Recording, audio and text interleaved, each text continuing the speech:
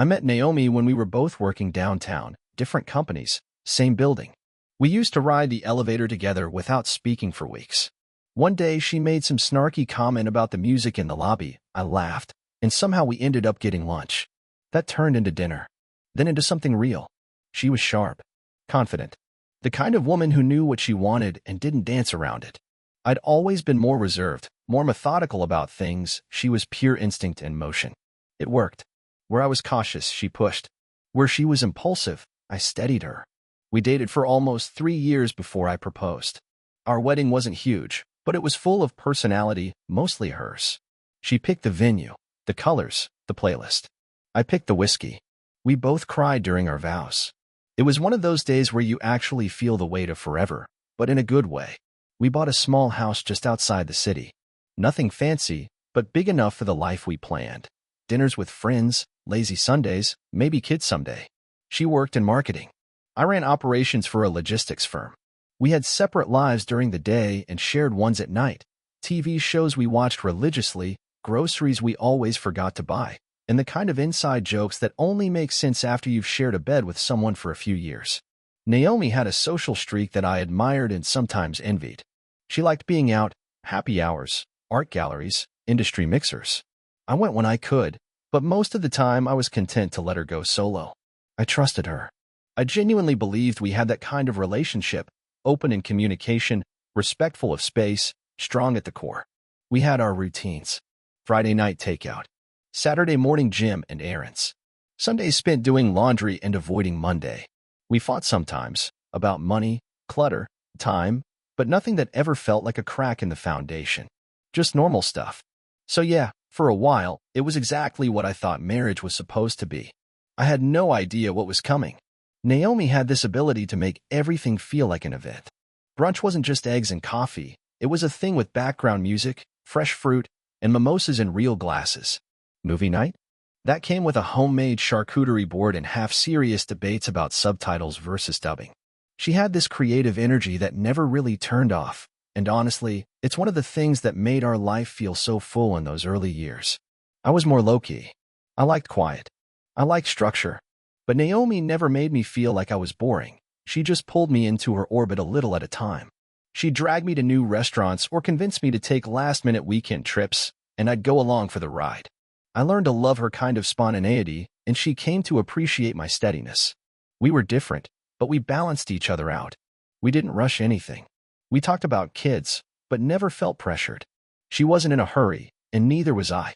We both liked the freedom, the late-night walks, the impromptu road trips, the ability to pick up and go without needing a sitter. There was a comfort in just being us. Our work lives were busy, but not overwhelming. Naomi's job kept her social calendar full, her team went out often, and there were always new people rotating in and out of her world. I trusted her completely. She always told me where she was going, who she'd be with, and usually sent me pictures of the bar, her drink, or some ridiculous thing someone had said. I used to joke that I lived her nightlife vicariously, and it felt good to be the person she came home to after all that. Even our downtime felt easy.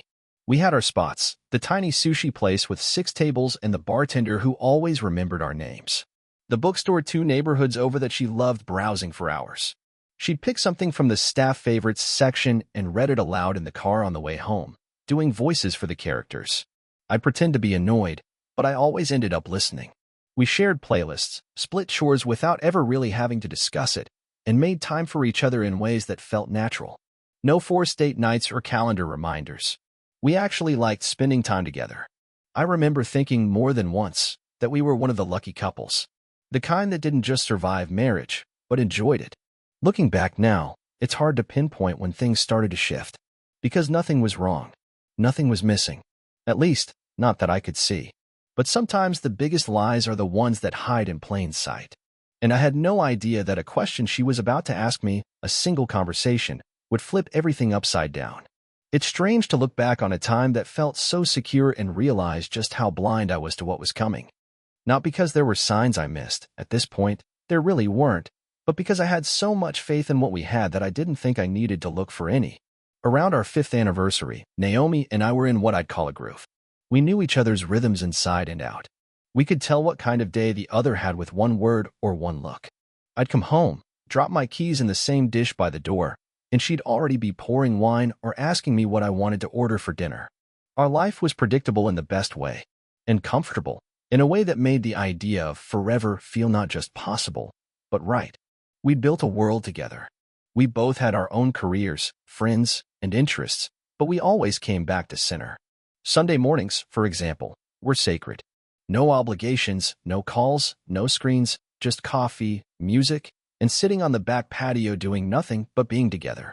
We'd talk about anything: books, podcasts, random stuff one of us saw online. Sometimes it was deep, sometimes it was dumb, but it was ours. People used to ask if we were ever going to settle down more formally, usually code for kids, and we always gave the same answer: eventually. We weren't in a rush. Naomi liked the life we had. So did I. There was no missing piece we were trying to fill. No timeline we felt tied to. We figured when it made sense, we'd know. The truth is, I thought we were one of the rare couples who actually got each other. We'd seen friends around us drift apart, some divorce, some cheat, some slowly become strangers under the same roof. We talked about that sometimes, how easy it was to take each other for granted. And we always promised we wouldn't let that happen to us. We were too close, too honest. Or so I thought. There was a lightness to Naomi's presence that I had always admired. She didn't carry weight she didn't need to. She didn't dwell, didn't stress over small things. It made life with her feel easy, like I didn't have to worry about the usual landmines that can come with long-term relationships. She always said what was on her mind. And that's what made what happened next so shocking. It didn't start with a fight. It started with a question, one I never saw coming. It happened on a Thursday night. We were lying in bed, lights off, both of us staring at the ceiling. One of those long, quiet evenings where everything felt settled. I remember thinking it was one of those rare nights we were both completely relaxed. And then, out of nowhere, Naomi said, "Have you ever thought about opening up the relationship?" I turned my head, thinking maybe she was joking. But her voice didn't have that usual playful edge. It was calm, measured, like she'd practiced the question in her head before saying it out loud. "No," I said, immediately. "Why?" She was quiet for a second. "I don't know. I've just been reading stuff, listening to podcasts. It seems like people who explore other connections can still have really strong marriages. Sometimes even stronger." That was when I sat up. "Are you saying you're not happy with us?" I asked. "No," she said quickly. "That's not it. I love you. I'm just curious. And I don't want to lie to you about that. I thought maybe we could talk about it. Just explore the idea. See what it might look like."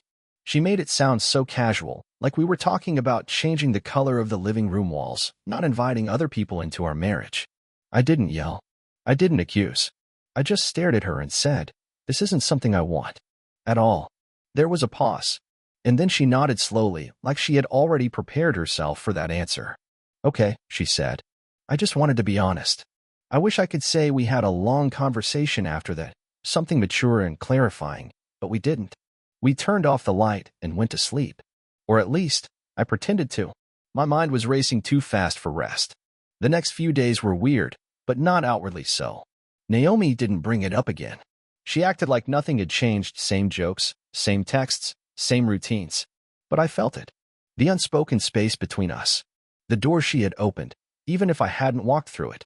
I wanted to believe her when she said it was just curiosity, that it was something she'd thought about abstractly, and now that we'd talked, it was behind us. But something in the way she asked, and in the way she accepted my refusal without even trying to discuss it, unsettled me. It wasn't a fight, but it felt like the beginning of a shift. And in hindsight, it was. Because Naomi didn't bring up the idea again.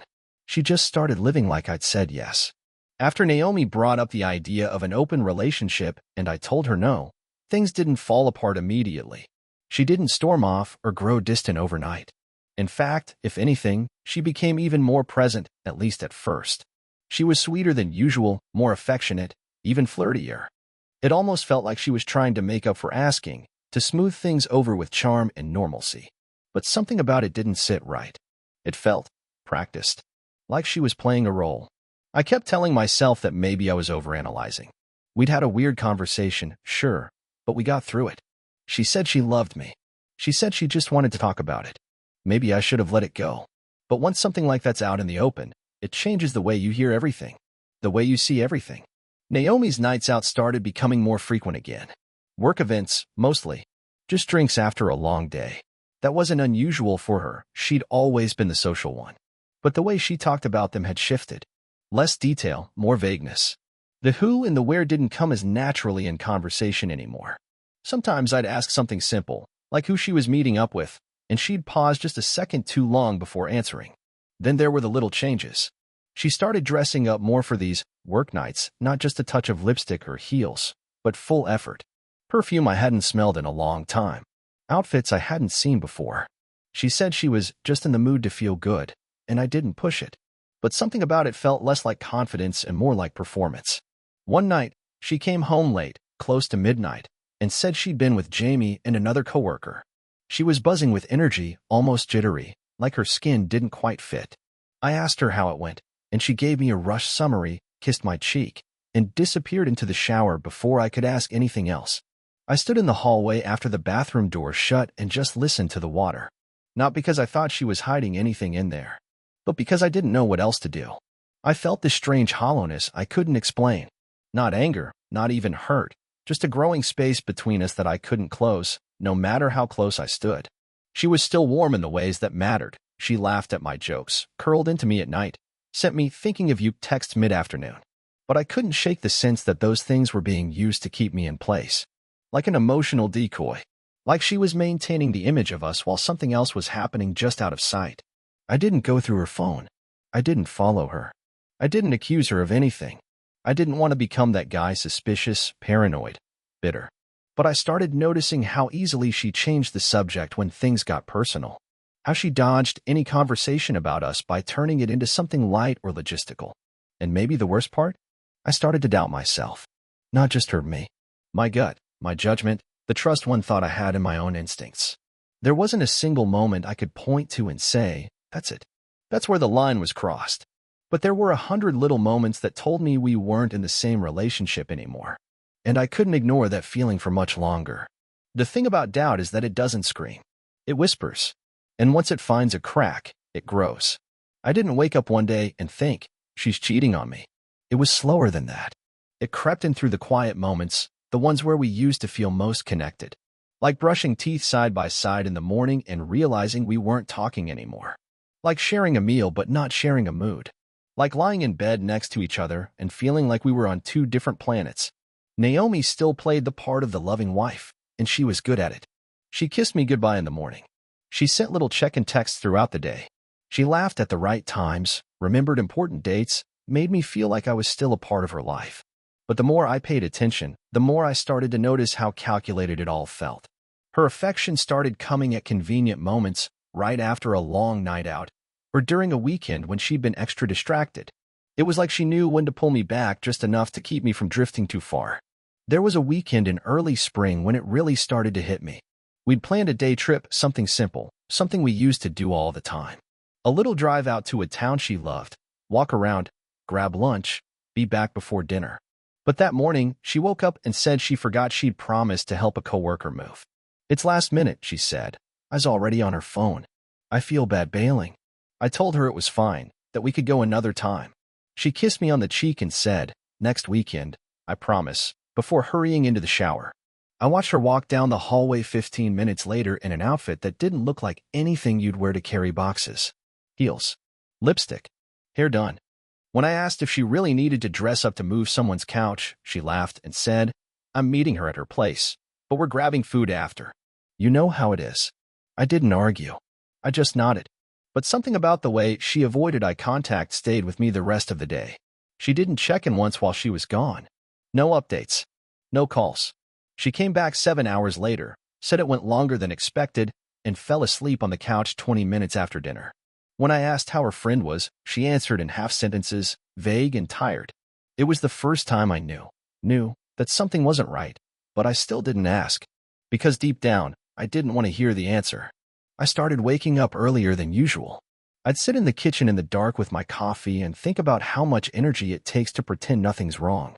How long I'd been carrying this sense of imbalance and convincing myself it was temporary. That it would pass. That she was just going through something. But the truth was, we were going through something. I just didn't know what, because I wasn't being invited into it. I still loved her. That was the hardest part. Even in the silence, even in the absence, even as I began to suspect that something sacred between us was slipping away, I still wanted to believe it could come back. That this version of her was temporary. That the woman I married was still somewhere in there, just buried under stress or confusion or maybe even guilt. But every day, it felt more like I was holding on to a memory.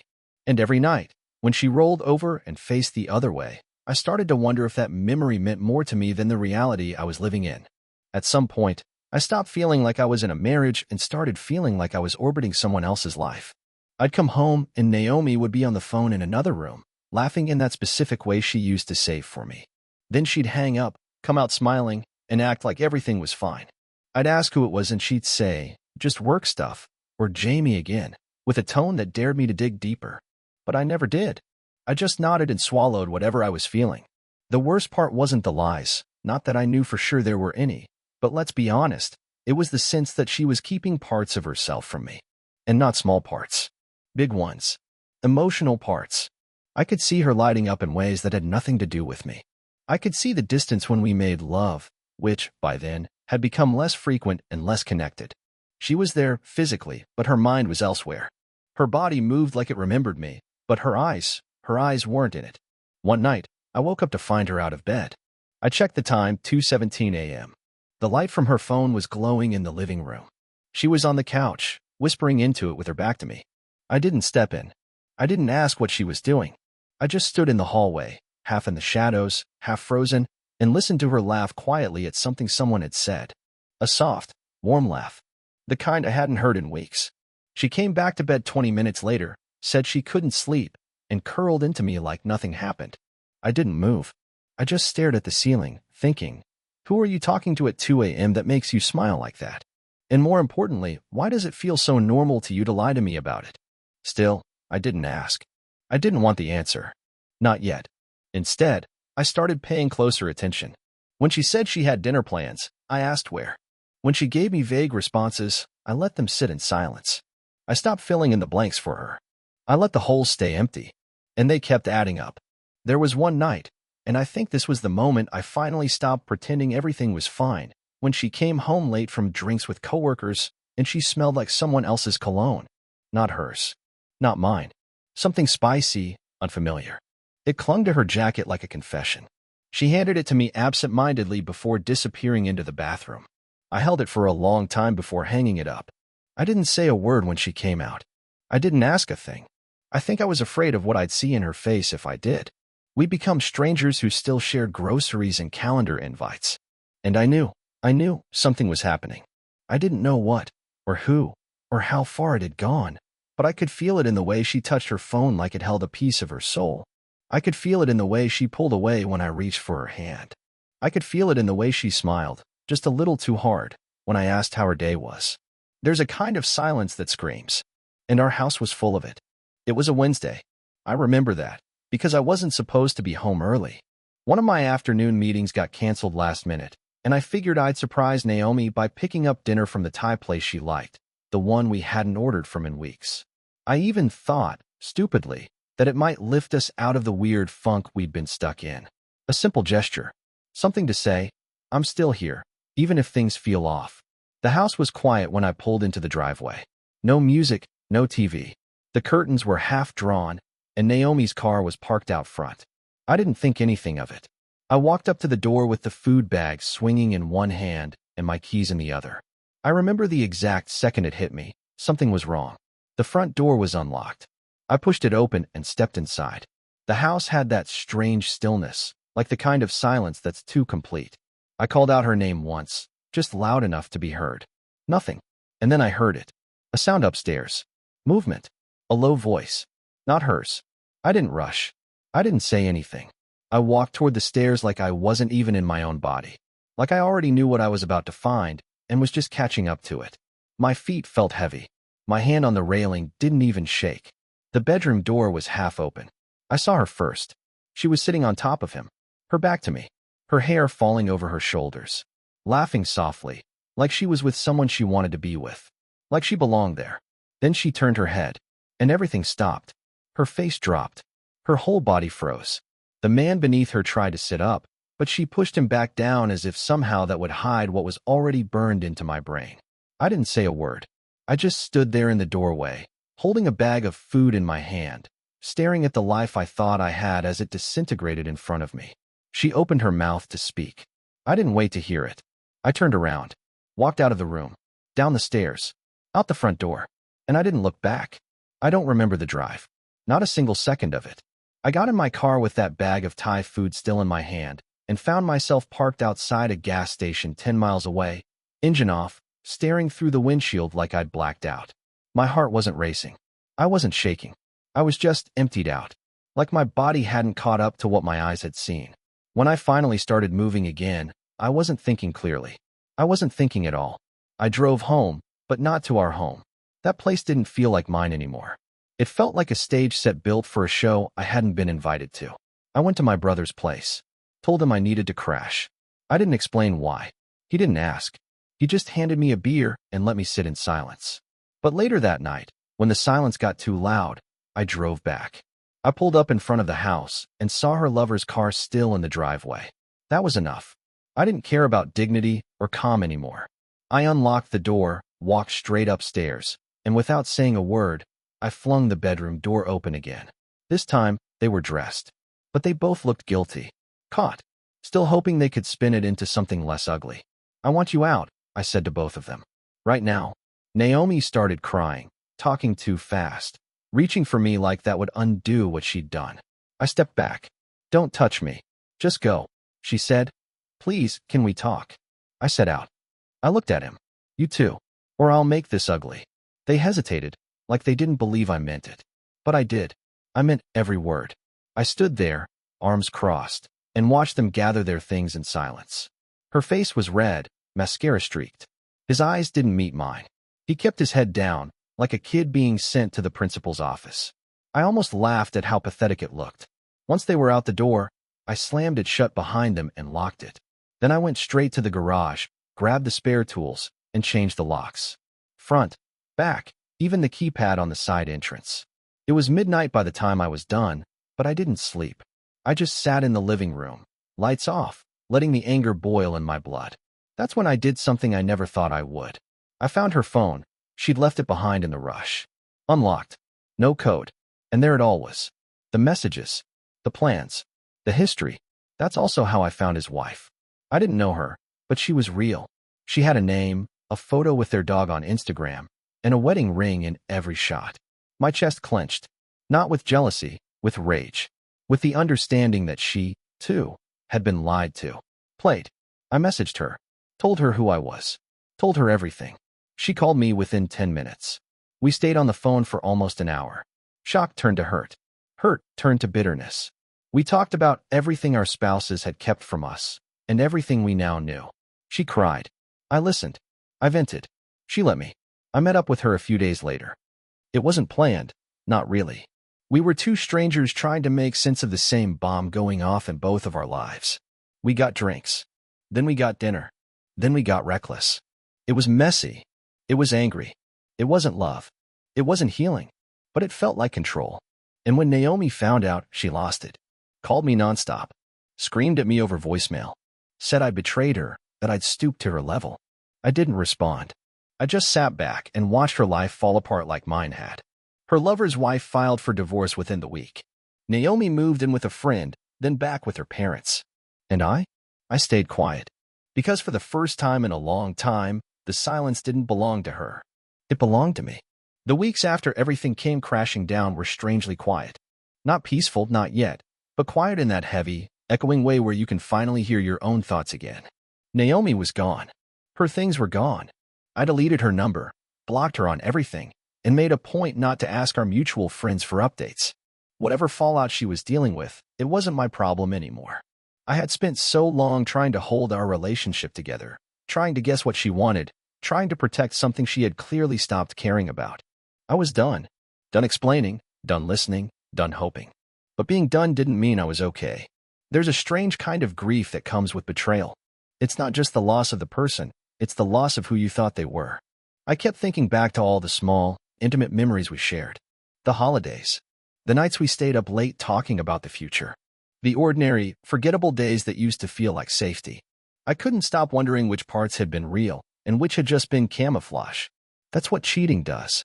It makes you doubt everything, even the good moments, even the love you thought was solid. It taints the timeline. And that kind of confusion sits deep in your bones. For a while, I kept to myself. I went to work, came home, worked out, slept, rinse, repeat. People asked questions. Some close friends reached out to check on me. Most didn't know what happened. I didn't offer the full story to anyone except my brother and a handful of people who needed to know. I wasn't ready to relive it yet.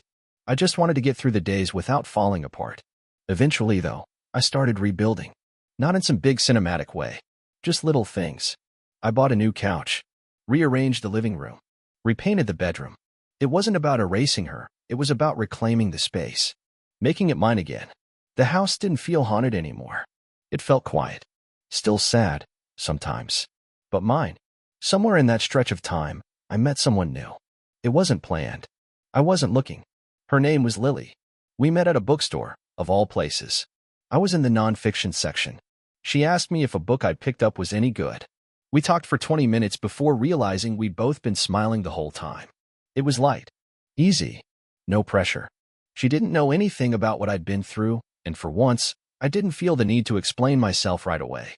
Lily and I started slowly. Coffee. Walks.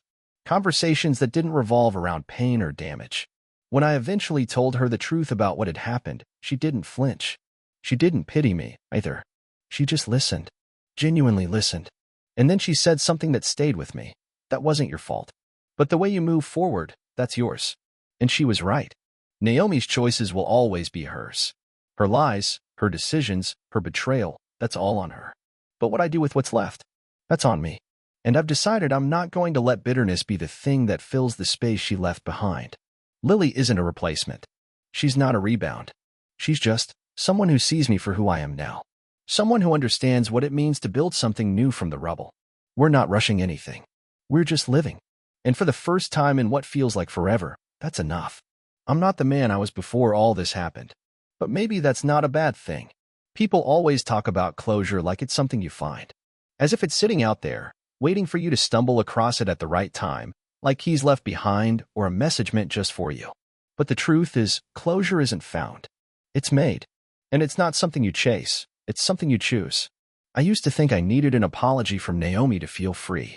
That maybe if she cried hard enough, or admitted enough, or finally said the right combination of words, I could let go. But the apology never came, not really. And eventually, I realized it didn't matter. The closure I needed wasn't going to come from her mouth. It had to come from me, and from what I decided to do with the version of my life I was left holding. I don't think about her every day anymore. That used to feel impossible. At one point, her name lived in my chest like a bruise that wouldn't heal. But time dulls even the sharpest cuts. These days, when I do think of her, it's mostly in flashes, a face in a crowd, a song in a restaurant, a laugh that sounds a little too familiar. It doesn't hurt the way it used to. It just reminds me how far I've come. Lily and I are still together. Not in a movie ending, fade to black kind of way, in a real way. We cook together. We talk about nothing for hours. We argue sometimes. We laugh a lot. She knows the cracks I carry, and she's never once tried to patch them over. She just holds space for them to exist without defining me. And I try to do the same for her. I've learned that love doesn't need to be loud to be real. That it doesn't need grand gestures or constant affirmation. Sometimes, the quiet consistency of being seen and accepted, flaws and all, is louder than anything else. That's what I have now. That's what I didn't even know I was missing before. If you've read this far, thank you. I didn't expect to write all of this, let alone share it. But maybe some part of me hoped that by putting it out into the world, I could let it go a little more. And maybe someone out there needed to hear it, to know that betrayal doesn't get the last word unless you let it. I'm not bitter. I'm not broken. I'm not the same man who once stood at the foot of a bed and watched his life fall apart. I'm something better. Not perfect, but real. And that's enough.